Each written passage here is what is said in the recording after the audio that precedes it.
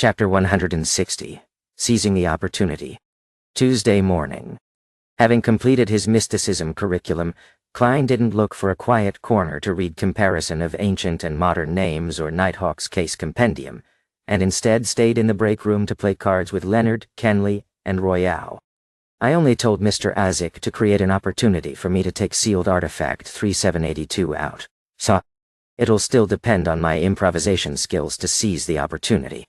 Klein's mind wasn't on his cards, so he played terribly. He lost 5 solly in an hour, and he felt the pinch. He planned to concentrate on the game to recover some of his cash.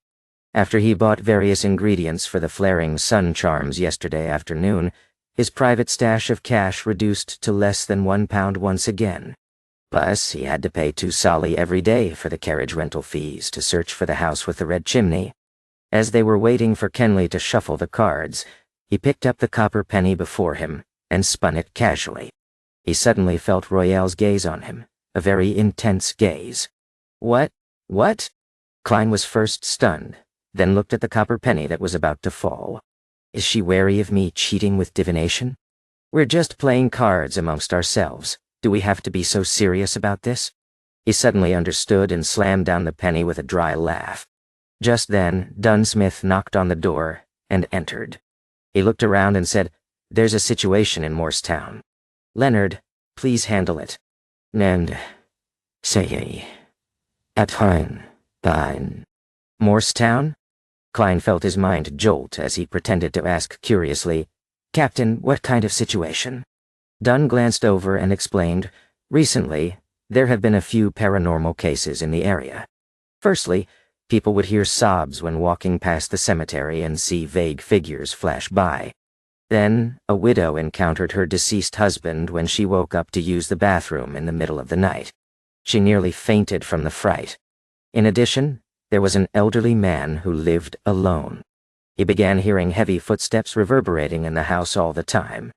However, silence reigned once again the moment he lights a candle or gas lamp. The people in the town are believers of the goddess, so the local priest reported the situation.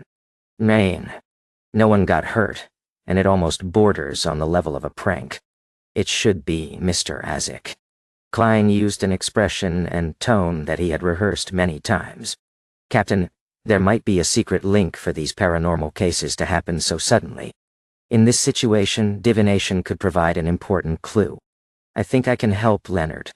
"Guy, and so on." Upon hearing that, Leonard's green eyes immediately locked onto Klein. He was apparently trying to find clues and traces from Klein's face. Dunn nodded first but remained quiet and hesitant. When Klein saw the captain's response, he immediately added, "Some of these things might require ritualistic magic to purify them." "Makes sense." Dunn thought and said, "You and Leonard will head to Morristown then."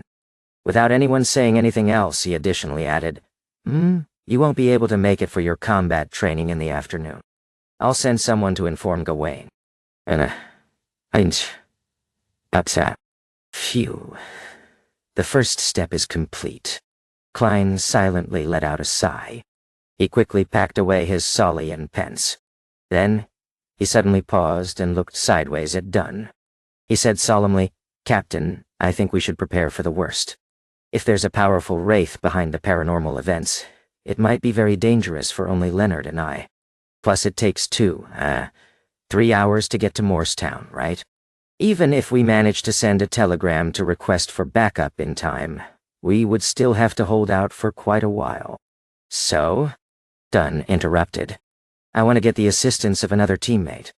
Klein pretended to think for a moment and said, "And according to the rules, a mission with 3 or more Nighthawks involved can apply for a level 3 sealed artifact. Yes, 3782 is most suited for this job." "Now ain't shy." Upon hearing that, Leonard laughed and said, "Exactly your style. Careful, cautious, taking no risks. No error. You seem to be implying that I'm a coward. I'm a person who looks directly at the eternal blazing sun." Klein pretended that he didn't hear Leonard and earnestly looked at Dunsmith. "Captain, what do you think? We should really take extra care against any accidents.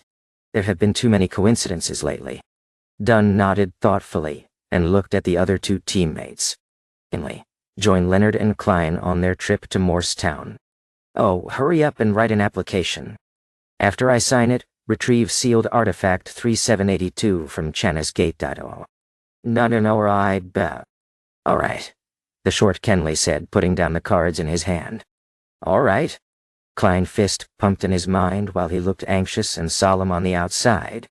At that very moment, Seekatron was monitoring Hood Eugen in the asylum, while Fry was on duty at Channis Gate. Klein left the recreation room and put on his black tuxedo. He took his hat and cane, then waited together with Leonard for Kenley at the stairway that connected to the basement. There was no one there, and it was extremely quiet. Leonard suddenly looked sideways at Klein and said, I think you'd better give up on any unrealistic dreams. What? Klein replied in confusion. Leonard walked forward and stood by the edge of the stairs. He looked into the darkness of the stairway. Even during a mission, it will be impossible for you to discover my secret and understand my uniqueness. Bro, can you stop thinking so highly about yourself? Did you think I applied for this mission to spy on you? I didn't even have such thoughts. Enlightened, Klein chuckled.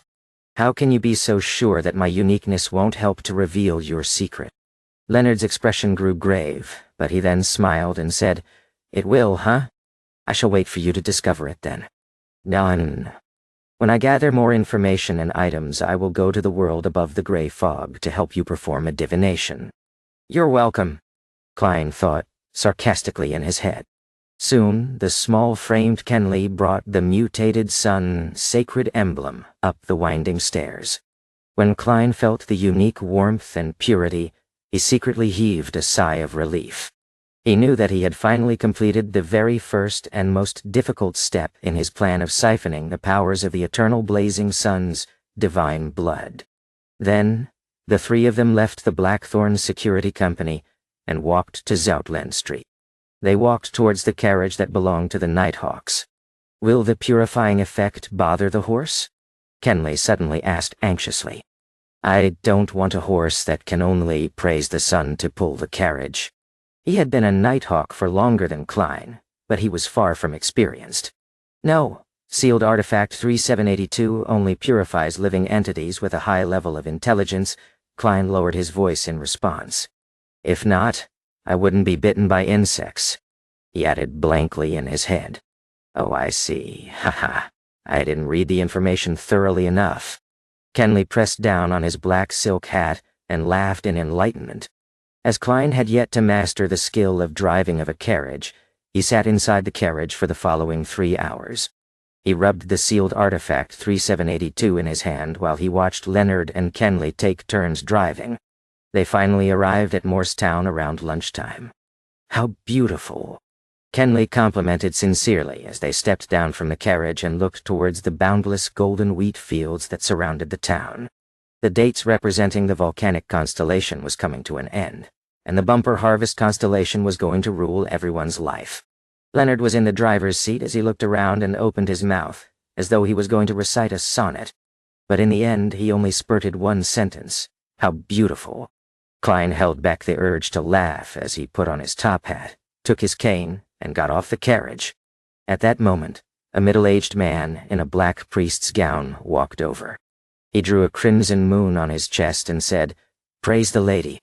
Are you the friends that St. Selena Cathedral sent to help us? Yes, priest sir. May the goddess bless you. May.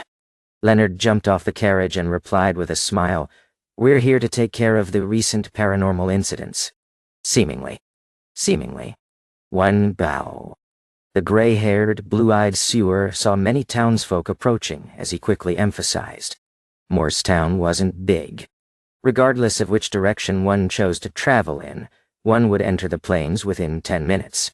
The people who stayed there knew each other, so what happened earlier had spread. Many townsfolk were waiting for the Church of Evernight to send people to resolve the problem. Hence, when they saw that the priest was greeting 3 strangers, they quickly surrounded them out of concern and curiosity. Some tiptoed and some tried to hear what they were saying. Leonard chuckled and said, Priest, don't worry. We're professionals. Look, We brought holy water, silver daggers, dark sacred emblems, and also garlic. He took out the described items from the inner pockets of his clothes as though he was pulling a magic trick. Garlic? Are you trying to stink the spirits to death? Klein found it ridiculous yet funny as he watched Leonard's performance. Sieur wore a look of confusion, and he even started to suspect that the St. Selena Cathedral had sent over a bunch of frauds. The citizens who surrounded them revealed gratified smiles, as though they were finally in safe hands. Leonard got close to Priest Sieur and explained softly into his ear, "They believe in these things." Without waiting for the priest's reply, he added, "Let's have lunch at the church first. Then, we shall take care of those matters." Yes, lunch is very important. When those paranormal incidents are taken care of, it'll be time to take turns looking after sealed artifact 3782, and also the opportunity for me to make flaring sun charms. Hopefully, everything goes smoothly. Of course, making flaring sun charms during the daytime would get the best results, Klein thought, brimming with anticipation.